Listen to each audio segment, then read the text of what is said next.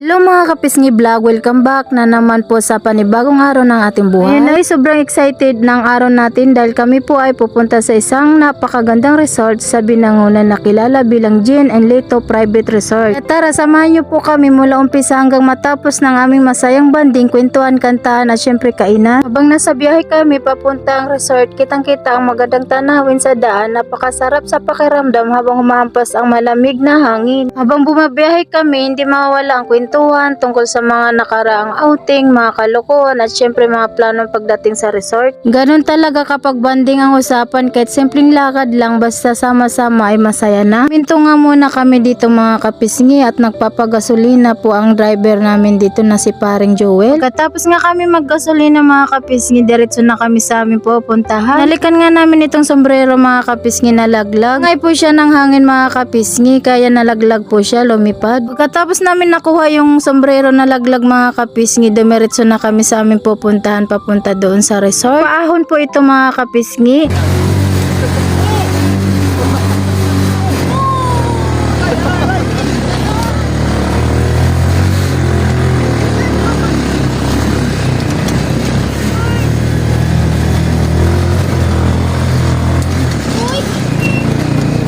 Ito na nga.